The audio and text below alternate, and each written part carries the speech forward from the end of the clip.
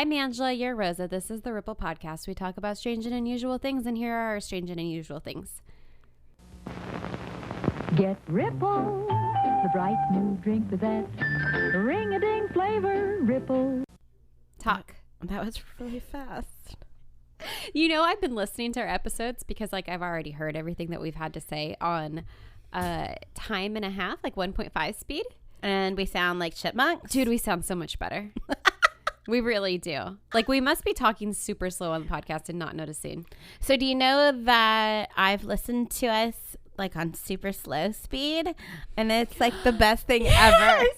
It's like we're so drunk, stoned, and like it's really funny. Things are moving really slowly. I love it. It's really funny. It's really like I great. laugh so hard. Yeah, I don't think anybody else will find it funny. No, but not I at all. found it Please don't funny. listen to us on slow speed. No, it's awful. I mean, listen to us any way you want. Like, honestly, we'll take all the listens we could possibly get. So go right ahead. Listen. Yeah. So, how was your week? My week is okay. We're getting into the groove of the whole distance learning stuff. Fun times, I'm sure. It's craziness. I feel so much for parents that are working at home and trying to school for kids. And I don't know how you can. Because, like, what if you have a job where you can't, like, if I had kids, I couldn't work from home. There's no way. You'd have to send your kid to daycare. Which is freaking stupid because then they're around a bunch of other kids. So why can't they just go back to school? Good question. Okay. Well, we won't get too into it because, like, that's not the podcast for this. Right? No. I don't want to piss anybody off. I mean, we do that anyways. That's true. But we haven't gotten a whole lot of hate. We haven't gotten a whole lot of anything. Only love. We do have a new logo. Oh, yeah. Are we going to talk about that? We're going to intro it now. Okay. So by the time this is up, there will be a new logo on your screen. Yes. It is an official logo for the Ripple Podcast drawn by a professional specifically for us. Yes. By a tattoo artist. We're supporting the out of work workers right now. The workers that can't work. Yeah. And their talent's going to waste. And what is it called? Commissioned. Mm-hmm. To get this logo drawn, and I love it. I think it's so much better than what we had. It's super cool. It's really creative, and it's just really neat. And Angela and I both have tattoos from this artist. Stephanie is her name. Mm-hmm. She is the owner of Roses and Rivets. A little shout out to them once they open. And if you're local to Ventura County, or if you just want to make a little trip, you should totally check out her shop. It's the cleanest tattoo shop I have ever been to. And I've been to a lot of tattoo shops. Yeah, that's very true. And I have as well. And by far the cleanest. She's really amazing. So yeah, check out our new logo. We're going to have some cool merch with it. Are we really? Wait, this is the first I'm hearing about this. Surprise! I ordered stickers. Oh, yeah. Nice. But I'm also getting some shirts and tank tops and hats. What? By request from some listeners. Oh. I'm stoked. Okay. So I've been working on a little website where you can order that, but that's taking a little time. So just be patient, but make sure you are following us on social media in the meantime. This is all news to me, but I'm all for it. Surprise! Yeah. Yeah, I'm very happy about it. I feel like our first logo, I made you change because it looked like urine to me. And people loved it. People loved. They were so didn't. They were Nobody so said they loved it. Okay, they liked it a lot. Who? They were so mad at me when I changed it. It looked like pee. Drip. I liked the black one, the black and gray Toned drip. one. Yeah, that one was good. And our current one looks like it's too washed out for me. It's like the cover of a novel that you would find at a gas station. Like a romance novel. Not a romance novel. No. It looks like it looks like a textbook to me. Yeah, I'm not a fan. Mm-mm. But our new one's Is rad. Freaking awesome. I love it. Okay. Super rad. You texted me earlier in the week and wanted me to remind you something about spider webs. Okay. So your last episode, you were talking about black widows. Right. And I learned a super fun and interesting fact the other day at work. Did you know that back in World War I and World War II, that the sights, like the crosshairs on guns were made from freaking black widow spider silk? Wait, what? Isn't that gnarly? Yeah. So this is what they did. It was absolutely insane. This is a totally strange and unusual fact. It is, and that's why I'm telling you. You get a about bonus point for this. So there's a whole article in Life magazine about it, and the government employed arachnids, so freaking spiders, that spun between 100 and 180 feet of Wait, did you thread. say they employed them? That's what it says on the article. It was supposed to be a silly joke. I was thinking like, oh, they employed entomologists or whatever. No, they say they employed arachnids. But they had these government workers who went out and collected black widow spiders. And then they would have them like live in these like little tubes, and they were fed 2 flies a day, and they would spin web. And these workers, like, I don't know, you had to have like freaking amazing eyesight, or you just like went blind by the end of your job there. Cross-eyed. Because they straight up took the spider thread and they strung it out. And I guess it's like, I don't know if they say it's stronger than steel. I feel like that's not true. But anyway, it was Stronger than steel? Yeah. I've walked through a break it. lot. But have you walked through black widow spider webs? Probably, maybe. I don't know. Okay, so this is what they did.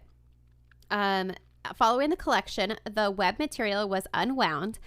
The free floating end was covered with a piece of plastiline to assist with the unwinding process. Can you imagine that being your job? Freaking unwinding spider webs? No. That's, Like, no, yeah. I And would.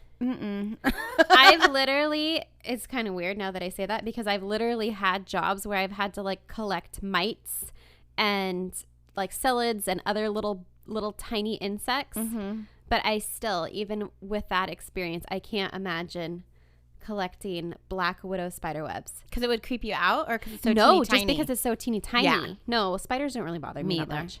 So the pieces of thread were cleaned and dusted, and the debris was, wait, what? Then pieces of the thread were cleaned of dust and debris with a brush coated in acetone. Finally, the web segments were strung upon a diaphragm and fitted to the surveyor's transit. The Army went to such efforts because of the unique qualities of the spider silk that made it superior to other, more easily supplied substances. A spider's spinnerets produced thread as thin as 1/5 the diameter of human hair, yet it's almost unbreakable. So yeah, it is super freaking strong. That's crazy. I'm going to find a black widow, and I'm going to make it spin a web so I can feel its web. Do it, and then take pictures, and we can put it on Instagram. Okay. I will. Yeah. There's a lot of black widows by my house. That's my strange and unusual story that goes along with your episode last week about black widows. I like it. Anything else? No, we're drinking already. We are. Oh, We're 2 drinks in. there was one other thing. Oh, jeez. What? Sorry. You could cut this out. But this is another strange and unusual thing that I have to freaking bring up because it's like breaking news. But have you heard what good old Elon Musk is up to these days? No. What? Do you not want to talk about Elon Musk and his pigs? Tell me all about his pigs. I don't know a thing. He has pigs? He has pigs. Wait, what? He's putting chips in their brains. They're called neurochips, I think. Why? No, that Why is he doesn't- doing that? No, it's for science, Rosa. It's for science. So he has these 3 pigs. Why What did are I their forget? names? Joyce, Dorothy, and Gertrude. I'm glad you asked. I thought they were going to be funny names. I mean, those are kind of funny, names. but like from a story or something. Like I think those are freaking hilarious names. Joyce? Joyce? Are these ex-girlfriends he had? I don't know. I feel like he hasn't had a lot of girlfriends. He's kind of creepy. Like it's the Neuralink. That's what it's called. Not Neuralink? Neuralink. Okay. So I just found out about this. Well, I found out about it a couple days ago, but I just listened to a story about it on the way here. So he has these 3 pigs. One of them is the control pig. I think that's Joyce. She didn't have any brain surgery. The other one has a Neuralink placed in its brain. And then the third one had one, but it was removed. So it's like trying to demonstrate what you're like after you've had your Neuralink removed. Okay, what does this Neuralink do? It zaps your brain. Why? You get that already. No, I actually don't get that anymore. It's kind of great. But it is intended to, like, the initial, I guess, process that they want to do with it is help people who have spinal cord injuries. So if you were paralyzed, you could possibly retain control of your paralyzed parts. So are they paralyzing these pigs? No. It's just showing that, like, you can do it. Well, I mean, in order to test They haven't gotten that far yet, right? if it works. They just want to see if they can zap the pigs. I'm sure you can zap a pig.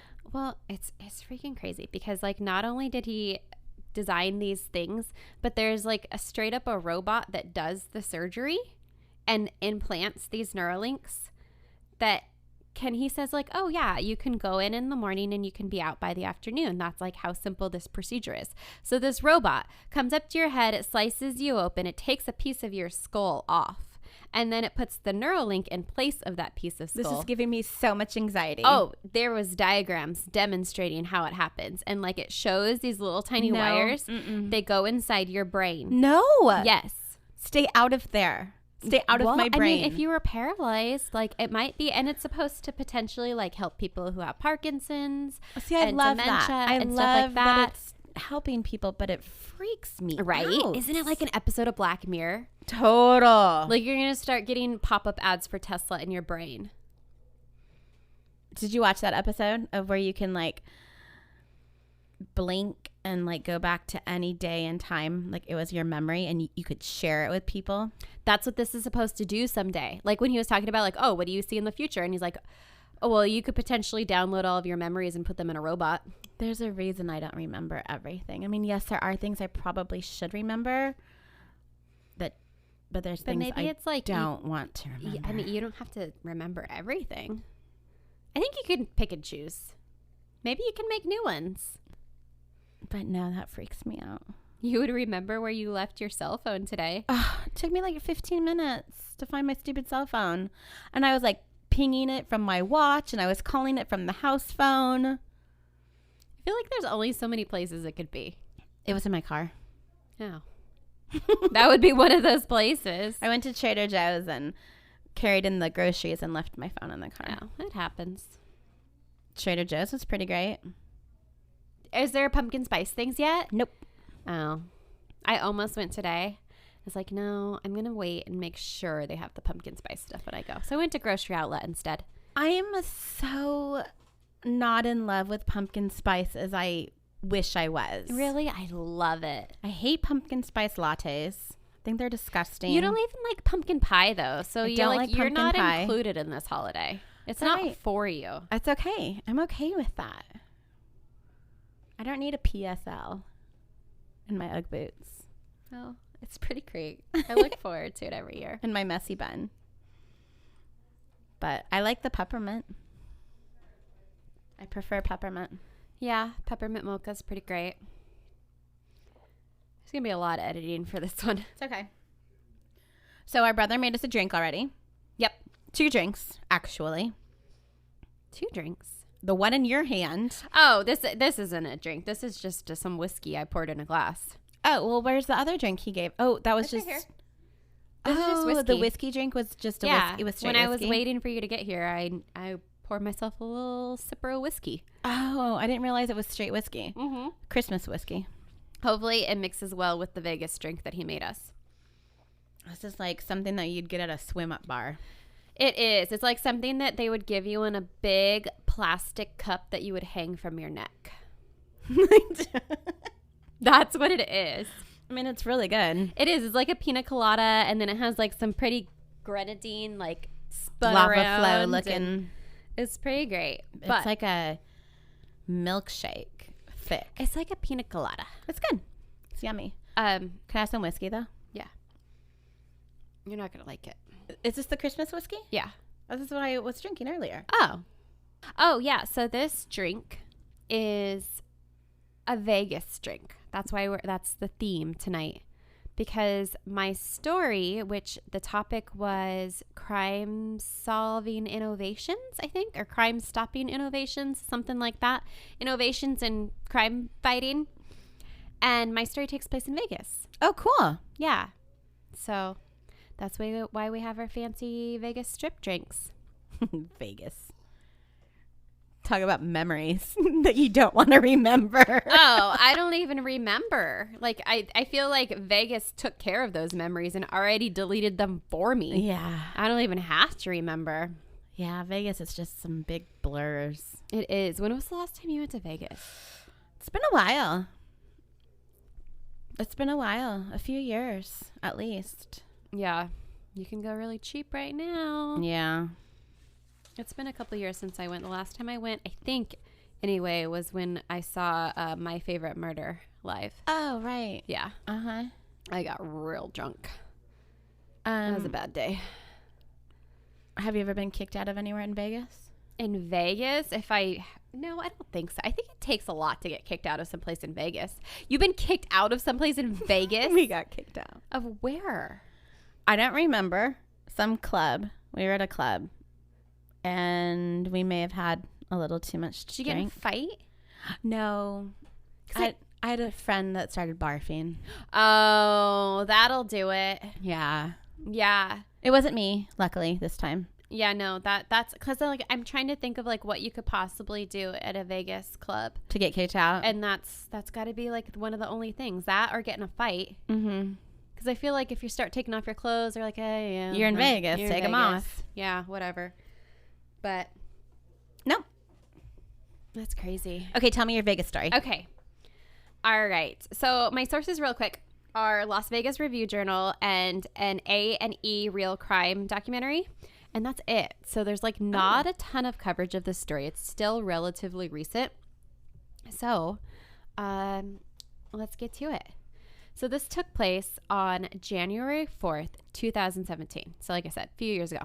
Las Vegas police found Daniel Aldape, a 46-year-old homeless man, lying in an empty lot near the city's downtown. Daniel appeared to be sleeping, but upon closer inspection, police discovered that he was in fact dead. I wonder how often that happens where people, and not necessarily even police, just people walking by in any city for that matter, that has a high homeless population, that they walk by people that are actually dead and they think they're homeless. I don't know. I mean, that's really sad. It is. It's super, super sad. And Vegas, I mean, just from my experience there, which isn't a ton, I'm sure you've seen the same thing. There's a huge homeless population. Total. Because, like, I mean, you can find food, you can get money. Like, there's a reason why there's a lot of homeless people. Same thing in Vegas. LA. Right. Any touristy type place is going to draw a lot of people. Mm-hmm. And then, okay, totally off topic. Well, not really. Kind of off topic. Have you heard of the Vegas mole people? No. Dude, we need to do an episode about the Vegas mole people because they're straight up, there's like this whole underground community of people like literally living Underground. under the streets of Vegas. Mole people living underground. I did not know that was in Vegas. It freaks me out. I watched, like, when I was looking at for more, I always look on YouTube on these stories to see if I can like find any more information. Mm-hmm. And that's what it led me to, is like all of these mole people. And there's like these, I don't know if you'd call them journalists or YouTubers or whatever you want to call them, who are like, we're going to go explore. That's what this happened in this show. Dude. This undercover chick went to Absolutely go not. like, and she wasn't alone. That sounds terrifying though. Even if we go with other people. I don't know why. That just like freaks me out. I do not want to go live underground with the mole people. Okay. To the story. Okay, they found Daniel. He was dead. Daniel had been struck in the head multiple times, most likely while he slept wrapped in blankets on the street that night. What's up? I'm listening to you. Oh, okay. You looked like you were going to say something. Mm-mm. Okay, so just weeks before, Daniel, he was catching up with his family. So, like, he was still in touch with, like, other people in and his he was life. 46, you He said? was 46 years old. He caught up with his family on Christmas. Like I said, this was January 4th. So that was just like a couple weeks before. And he had made plans to be a part of his sister's wedding, which is going to take place in June. So his family was notified of his murder 20 days after his body was found. Oh. And I guess maybe like he didn't have an ID on him, and maybe it took a while to like identify him, because it's really weird that it would take that long. But it's also like this strange sort of like thought, because oftentimes I think when you're thinking of homeless people, you're like, oh, they're clearly not, like they don't have anybody in their life anymore. And like, no, he was homeless by choice, and he was still in touch with his family. So it's just like an interesting thing to think about. Well, and he obviously had a way to contact them. Like he knew either he had a cell phone, or he knew their phone number, or, there was some way that he was keeping in contact with them. So 1 month later, on February 3rd, 2017, another homeless man, 60-year-old David Dunn, was found dead in the same intersection near City and Grand Central Parkway. He, too, was likely sleeping when somebody struck him repeatedly in the head with a heavy object.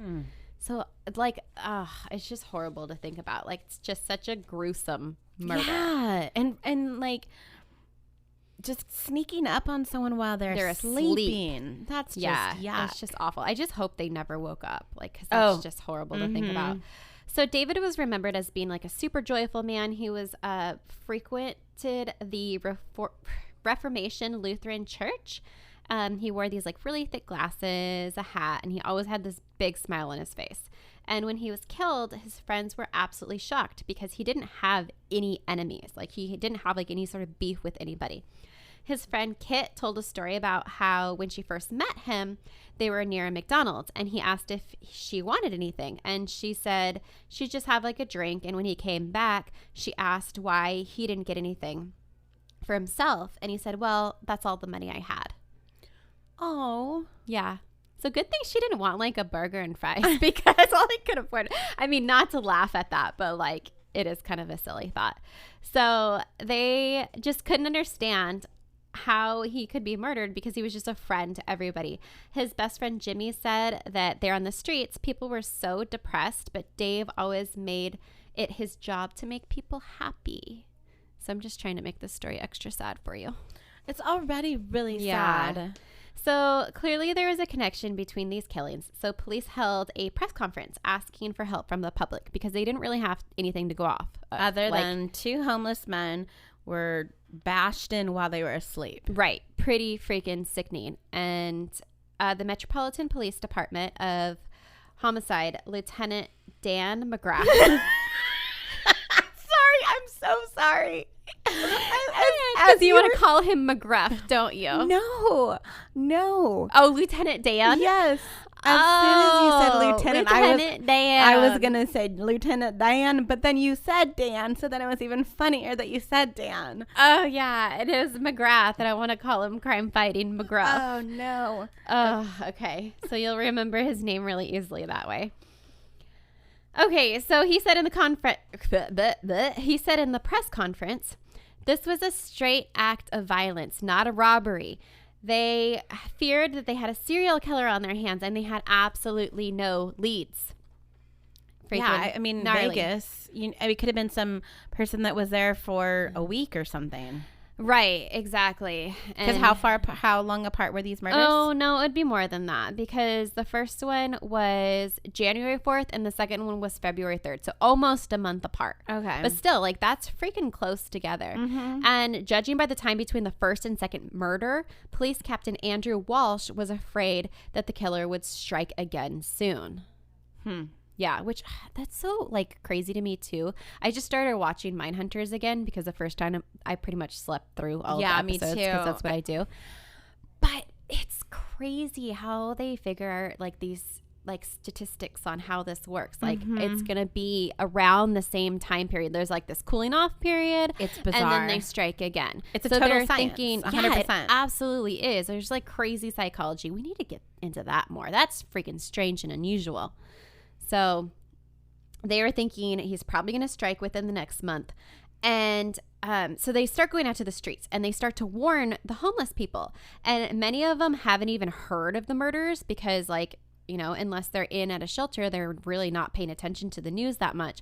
And they're all warned to take extra precautions if they can, you know, sleep in groups, try to sleep in a shelter, don't be out on the streets at night alone. And the Captain Walsh, had like this genius idea.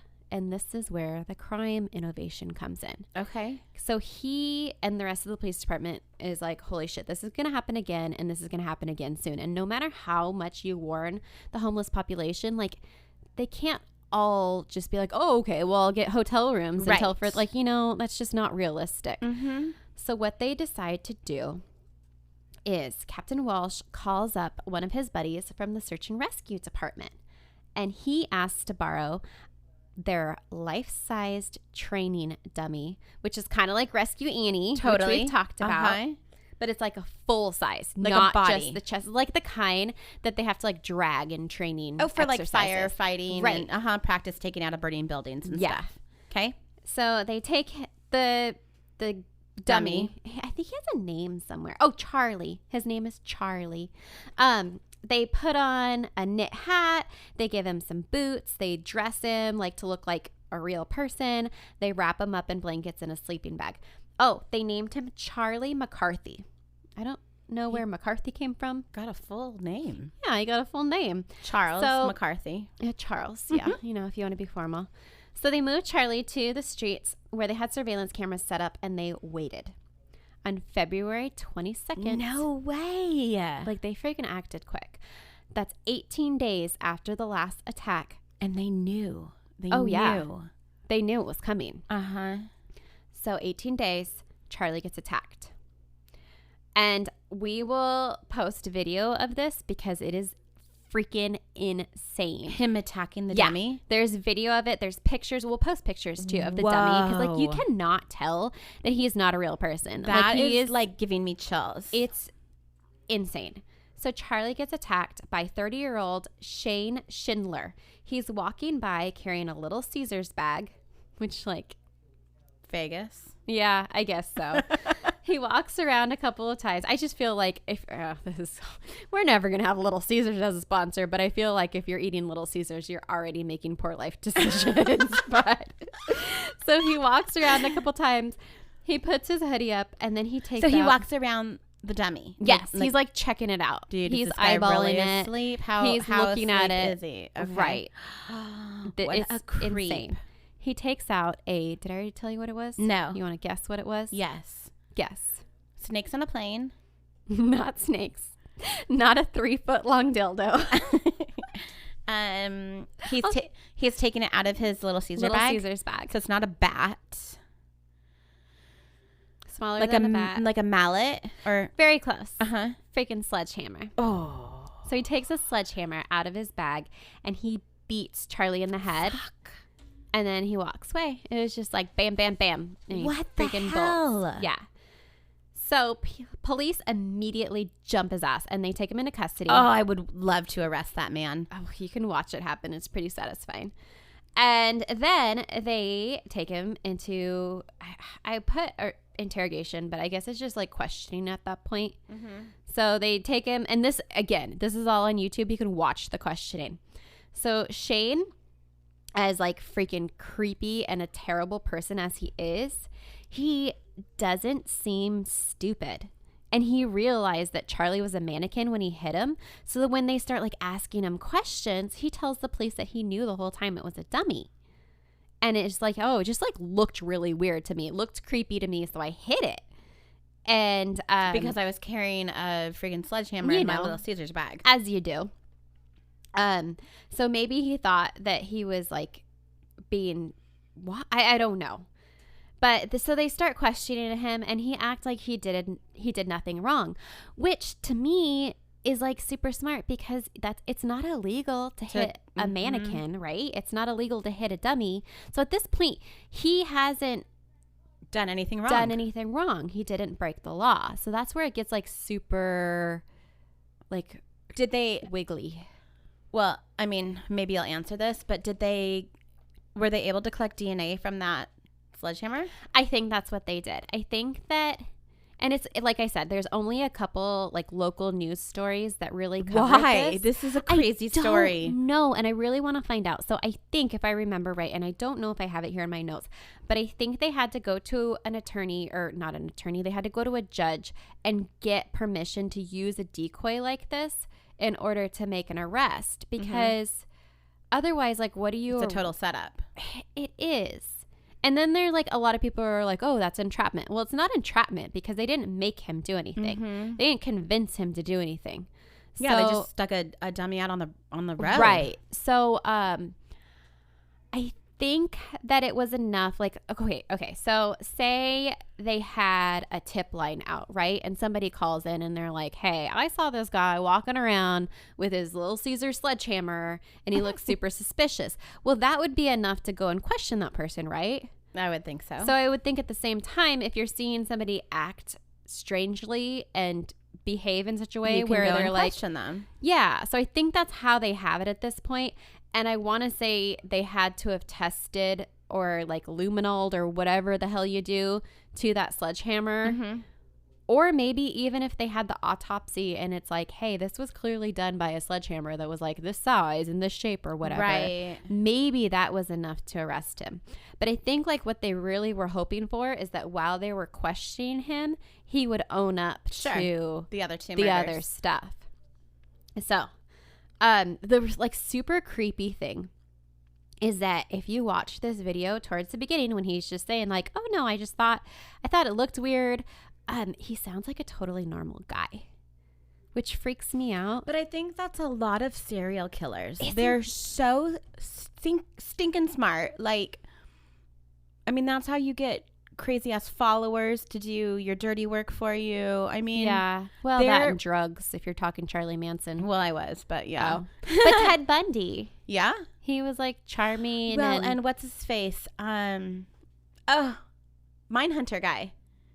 Ed Kemper? Yeah. Oh, yeah, because he was like buddies with cops and stuff. He was so smart. Yeah, he was like super genius. So, and yeah. super creepy. Super creepy. Yeah, so that's the weird thing because I feel... Use your brains for good, not for evil. Right. But I don't know. Like, I just want to like think that I can like see crazy in people. And you can't. You absolutely can't. So a little bit more about... So this has not gone to trial? No, it has. Oh, okay. Sorry. Go on. It has. Okay. Shane. So this is like his background. He fled Bay City, Michigan, and he was wanted there for a 2015 domestic violence warrant. And he had been previously arrested for destruction of property and assault and battery. So, you know, not He's off got to a a great violent background. Yeah, for sure. Also, back in Bay City, a former friend sought to get a PPO against him, which is protection. PPO. It's like a restraining order. Okay. I don't remember what it stands for. I was going to say protection from abuse, but that's not a PPO. Those are different letters. Because he had made threats against his so-called friend. And his former friend, okay, this is where it gets super fucking weird. This is where you know he's crazy. So he made threats against him because he thought that his former friend was God and he didn't let him win the lottery. Well, yeah. I mean, that's a perfectly logical reason to want to kill somebody. Totally. Mm-hmm. He then claimed that he was Jesus and that he had to make... That Shane was Jesus? That he himself was Jesus. But his friend was God. Yes. Okay. He was Jesus. Got it. Dad didn't let him win the lottery. He was pissed. So now he's Jesus. And, well, he is Jesus. And he was tasked to make people repent for their wrongdoings. That was his job. That was his job. And I want to say we've had like several people claiming to be God and Jesus at this point. I think that's within like our 30-some episodes. Common crazy person tactic. Mm-hmm. It is. So he wanted to make people repent for them sins, and what would he do to them? He would hit them in the head with a sledgehammer. Oh. Mm-hmm. Mm-hmm. Yeah. So here's the thing. if you think that you're Jesus and you need to harm other people for the You're greater not good, Jesus. why don't you just start small just to be sure? Like, see if you can turn water into wine, maybe. That would be a great thing. Maybe multiply some bread. That would be awesome. And if you still think you need to kill people because of demons or whatever, maybe, like, he's from Bay City, Michigan. Maybe he could, like, walk across a couple lakes first. Try that out. I mean, Jesus just could to do be some sure. cool Just to be sure. tricks. I wouldn't jump straight to the bashing sledgehammer. of heads. Yeah. Okay. So like I said, police, they can't charge him with murder yet, but they can keep him in jail by charging him with carrying a concealed weapon. And then I think that's what I was trying to remember earlier. So they can keep him in jail for carrying the concealed weapon, and then later charge him with attempted murder once they get like all the forensic evidence back. Okay, so let me ask you this. Okay. They want to charge him with carrying a concealed weapon. Uh-huh. Can't most items be used as a weapon? In our previously unreleased episodes, I did a story about someone being murdered with a pickle jar. Yes. I buy pickles from the grocery store, and I carry them in bags. But do you ever swing them at things? I mean, not intentionally all the time. I think that's where it comes from. I want to say that because he demonstrated that he was willing to swing this sledgehammer at something that looked like a person, that's when it became a weapon. I think. I just think I that's don't know. interesting that, I mean, it's looking like they're trying to hold him on anything they can, which I totally understand. Right. But there's a fine line, because then you always have to wonder, like, okay, that's great for this story because we know for sure he's a freaking murderer and a crazy person. But then when do you start using that power for people that who haven't done something? Right. Like abuse of power. Yeah. I don't know. I find that interesting that because he was just randomly carrying a sledgehammer, which I think, is super, super suspicious to begin with. But maybe he works construction and he was walking home. Yep. No. I totally get you. No. And I've had that thought going through this whole story, because like I see the intention, like, okay, the alternative was wait for the next person to get murdered, right? Which I 100% am on board with. Wait. Well, no, not a real person. Not a real person. I meant like the dummy situation. Right. No, wait for that person. Yeah. Oh, God. No, but it's like, okay, because there is a fine line between, and like I said, it's not entrapment, but it's like, it's almost slightly, could potentially those same tactics be used in an abusive way, like overstepping. But they're trying to protect people. Yeah. So like it's a fine line. It totally is. It's Okay. it's an ethical debate for sure, because if you had a really, really, really great defense attorney, they could potentially argue that he was arrested for doing something that wasn't illegal, and they could possibly, I don't know, I'm not a freaking attorney, but if I were, couldn't they like potentially throw out evidence being like, hey, that's an illegal search and seizure of his sledgehammer, Yeah. and now you can't use that and try, I don't know, it just it's a sticky situation. And that's like the Stacey Castor story,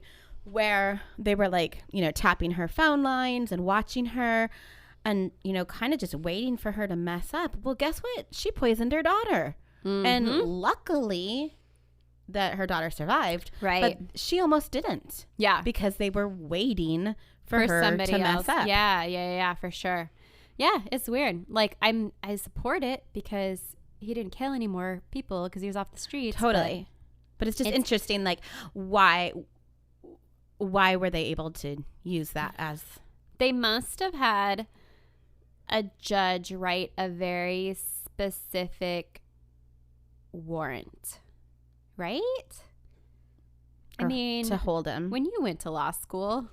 When I was a lawyer... I don't know. Okay, but I'm glad you understand what I'm trying to say. Yeah, no. I was thinking the same thing this entire time.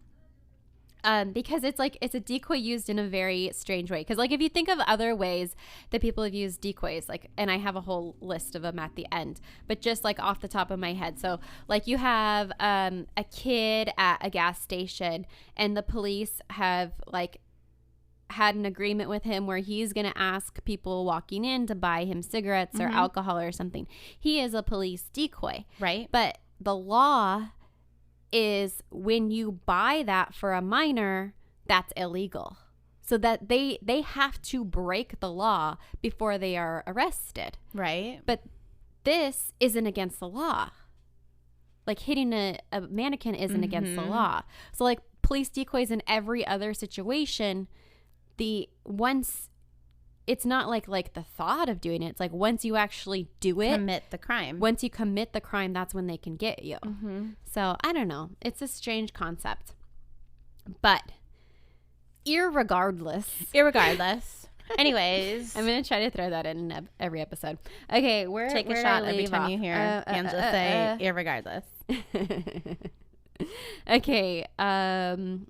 So initially his defense attorney argues that you cannot charge someone with an attempt to murder something that was never alive. But the law ultimately comes down to intent.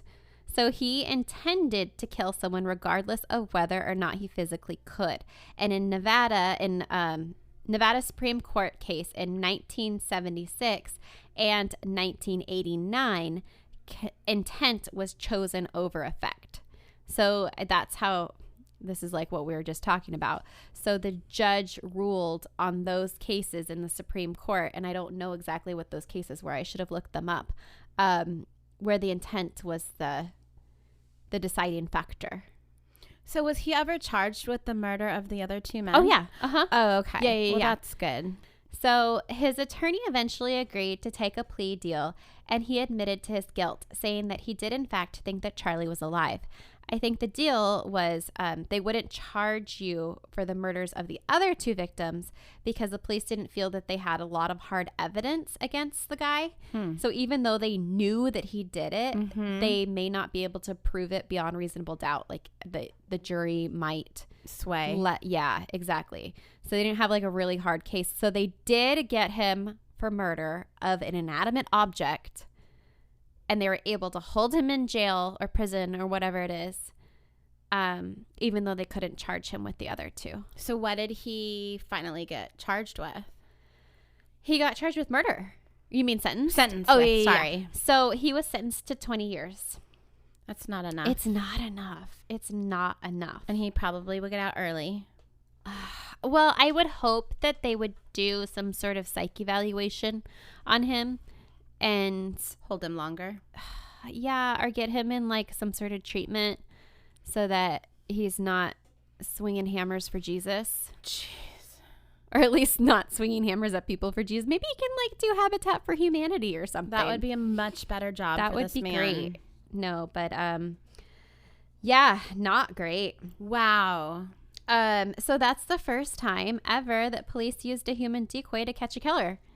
So Captain Walsh, they had a press conference after all of this, and he was quoted saying, "Could I live with the idea that he came back a third time and we didn't do anything about it?" Exactly what we were saying.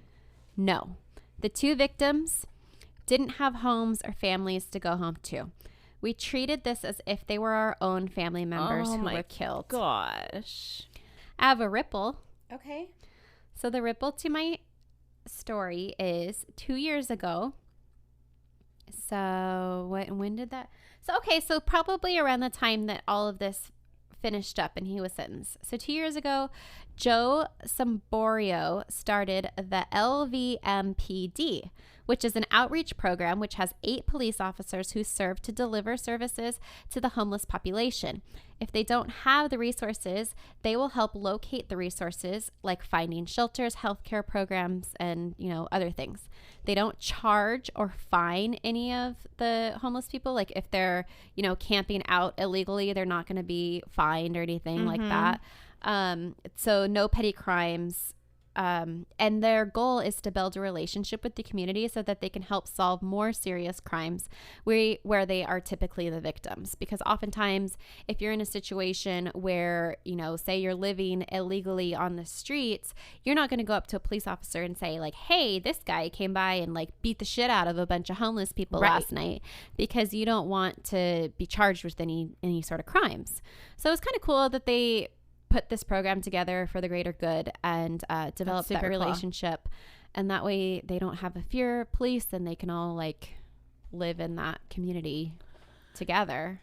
Do you remember when that was like a thing? And I know it wasn't Jackass, but it was like something like that where people would go out and just film each other like beating the crap out of homeless people. I totally forgot about that. Yeah. I want to say that started with bum fights. Do you remember bum fights where they paid homeless people to fight each other? That's fucking disgusting. And people loved it. I mean, I do remember that it got super popular. I don't know anybody personally who loved it. Well, I mean, it was popular. And so obviously there was a following. What was it on though? Was it like on a website? Or YouTube, back before YouTube had community standards or whatever? I don't even know if YouTube was a thing. I feel like this was like in the 90s. Was YouTube a thing in the 90s? I don't know. I kind of don't think so. No, I don't. I mean, how did people watch that? Maybe it was like you rented a video. Maybe it was like like Faces of Death. Oh, yes. That was another super creepy thing. I kind of want to say it was something like that. Which again, I don't know what video, like a video store would like, and how do you produce video? I don't know, but somehow that was a thing. People like recording themselves just going up and just slapping and beating down homeless people and bum fights. Yeah, I saw a video like that just yesterday actually. What? It wasn't a homeless person, it was just like this man. And I don't know the exact details, but there's this guy, he's just like walking down the street. He looks like a senior, I don't know, like 60s or something.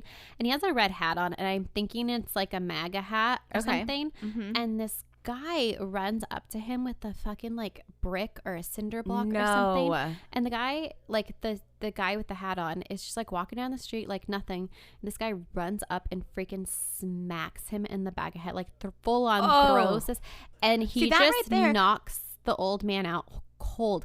And then like the sickest part about all of this is like, okay, obviously they're recording this and they're fucking laughing they at should this all be like accomplices. Oh yeah, absolutely.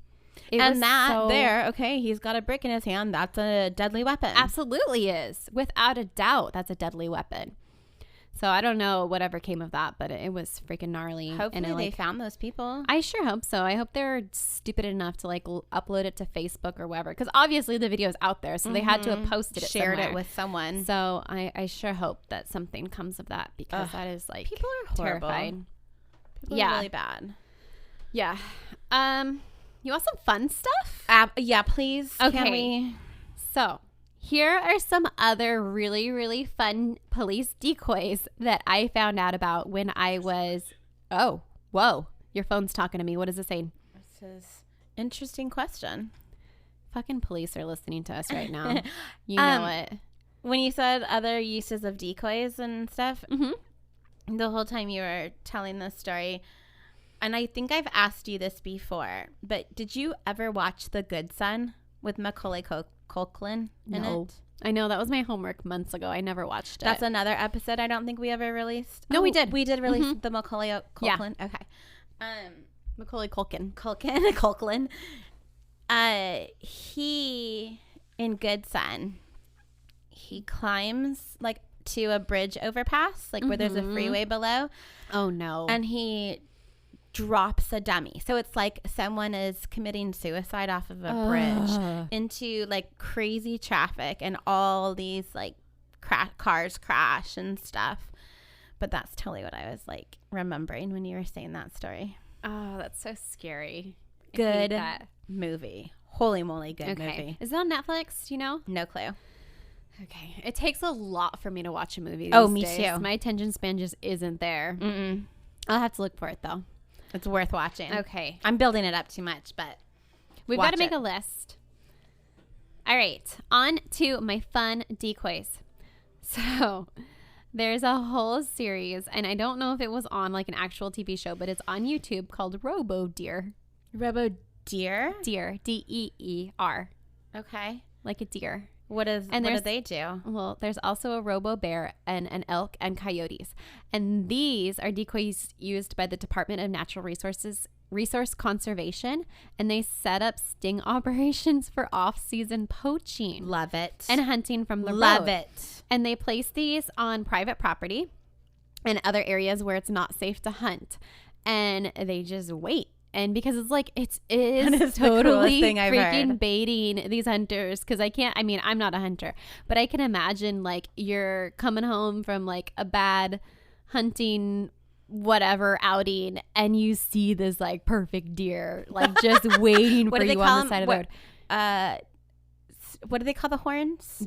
Points, like a 12 point, or I don't know how many points they are. They have points. Yeah, and it's just like waiting, and so that is so cool. But the thing is, like, they're putting it on private property in areas where it's not safe to hunt, and they're like kind of baiting people to freaking shoot in areas where they're like blatantly saying it's not safe to shoot. Well, so then I don't know. Again, another ethical debate. So, bait cars. Okay, what's that? Okay. Like if you're going to steal a car? Yes. And this was a show, I want to say it was on MTV, and it might still be. I don't know. I don't have TV anymore. But I remember this was like one of those shows that would come on at like 2 o'clock in the morning when there's like nothing else on. Uh-huh. And I have like... You mean you don't watch the Home Shopping Network at that time? I don't think I've ever had the Home Shopping Network. Or what are those other like... frying machine? Oh, the infomercials? Yeah, Jack LaLanne juicing. Dude. I love some infomercials. You don't watch those at 2 in the morning? ShamWow. Yes. The chamois that I never knew I needed. Mm-hmm. That thing is such crap too. Didn't that guy die? I think he died. I kind of think so too. Maybe that's like an urban legend. We'll have to look into that. I can't remember his name, but he had so much energy. I wonder why. Because he had a ShamWow. Does that give you energy? No, but bait car. Okay, so I remember this was like, I remember watching this episode shortly before I moved to Pomona. Oh, great. Uh-huh. Yeah, and I'm watching and like don't really know the show all this well. And this particular bait car episode takes place in Pomona. And it actually was in your city. It was not only was it in my city, it was on the street that I was moving to. Shut up, that's so It was amazing. on Holt Avenue. And so basically the way they set it up, and it's like super entertaining, is they would have this car just set out like with the keys in it, or it would be like left running and somebody would hop out and they would like run inside a house or something, like acting like they're gonna go get something. And it would just be sitting there. That's so cool. And you'd see like all these like teenagers and people like checking out like, why is it really? And they have like somewhat of a desirable car. Sure. Like I think back in the day it was like an Escalade or something. And so isn't like the number one stolen car something like a Camry or something like that? I think it's a Civic. Uh-huh. Yeah, but I think that's just because they're super easy to steal. Like I want to say like you can like hotwire them super easy or something. Okay. Like I know anything about cars. And hot wiring. Mm-hmm. Oh, so the bait car. They hop in the car and then they start like driving down the road, and then they'll like every time they're always like trying to show off. They're either like filming it on their phone or they're like driving down the street and they're like honking, like getting all their friends' attention. Oh, I know. And then after they get however far, they're like a half a mile or whatever, they have like a remote kill switch. Oh, that's so fun. So they get him to like the spot and they kill the engine, and then all the police like jump in. That is so fun. And it turns out, because I'm like, who the hell is funding this? Because like it doesn't really seem like a good use of police money. Oh, I love it. I would support that cause. Car insurance companies. Oh, genius. Yeah, super smart. They also do the same thing with bait bikes, and that was like another Okay. MTV show. I feel like bikes get stolen really frequently. Oh, yeah. I know a lot of people that have had bikes stolen personally. Well, I can't tell you how many times I've been, even here in Santa Paula, where I'm like driving down the street and I see some guy on a fucking like pink sparkly beach cruiser bike, and I'm like, that is probably not your bike. I don't know. Maybe I'm being Does judgmental. it have streamers? Has a little basket in front. Yes. Training wheels. Hey, I just looked up the ShamWow guy. Mm-hmm. He's totally alive. Oh, what guy am I thinking of? He's 56 years old. Holy shit, is he really? Mm-hmm. I know one of them died. Like one of them. Billy Mays? Yes, it was Billy Mays. Yeah, crazy. So other things, if you want like some super fun entertainment, you can watch Bait Packages to nab porch pirates on YouTube. They're a lot of fun. I think a lot of just random homeowners have been doing that. Yeah, and they put it on YouTube, and it's fantastic. I had a freaking package stolen the other day. Recently? Yeah, like a week ago. From your house? No, see, I know for sure things are going to get stolen from my house because my mailbox is like a good mile away from my actual house. So it's like prime target. So I had it delivered to mom and dad's house, and I was going to go pick it up there. Freaking gone. Gone. They stole my hair toner. I needed that toner. It's quarantine. Yeah. I can't go to salons. I've had things stolen Yeah. before. But I know a lot of people that do like cameras, you know, because everyone has a camera. Yeah, like the Ring doorbell. Yeah. And they'll post it all over social media. Okay, do you recognize this person? Do you recognize this car? I have a partial plate. But do they have decoy packages, or are there No, they're actual? real. They're real See, that's a packages. bummer. See, there's this one guy who does like it's a really fun technology. Yes, I know what you're gonna say. The spinning. Yes, it's glitter. so great. There's a camera inside, so you get different angles of people opening those packages in the car. They're like glitter bombs. Yeah, and then it starts squirting like the fart Smell. fart spray. Yeah. We'll find his link too and put that on our Instagram. It's pretty great. That's pretty much it for me. I have the definition of entrapment if you really care to know it. Sure. I'd like to hear it. So entrapment arises when law enforcement officers use coercion or other overbearing tactics to induce someone to commit a crime that they wouldn't have otherwise committed. So the decoy, not entrapment, for those of you wondering. I like it. So that's my story. Very cool. Do you want to pick a topic for next week? Yeah, it's my turn. It's your turn. Can you reach the basket or no? You can. Here you go. Okay. Shake it up. Okay. Mine is going to be... Yes! What is it? I'm- Tell me. I was kind of hoping to do this one recently. Lucid dreams. Remember we talked about this? We did. No, I'm super excited to hear about that. Yeah. I don't know what I'm going to... Have you ever Do you? lucid dreamt? No. I've had very vivid dreams, but there's a big difference between vivid and lucid. Yeah. That's going to be super cool. I think super into that. It comes with a lot of sleep paralysis too, which is terrifying. Which I've had that. I've had it where I'm telling myself to wake up. Would you consider that sleep paralysis? Oh, I don't know. That might be somewhere in between lucid dreaming and sleep paralysis. Like I'm dreaming, but wake up, Rosa, wake up. Yeah, I don't know. You'll have to do some research and find out. We're gonna learn some cool stuff. All right. Well, this has been the Ripple Podcast with Rosa and Angela. Yeah. And we tell you strange and unusual stories. And the ripples they create. I'm going to be saying it. You know I am. All right. Everyone, have a great week.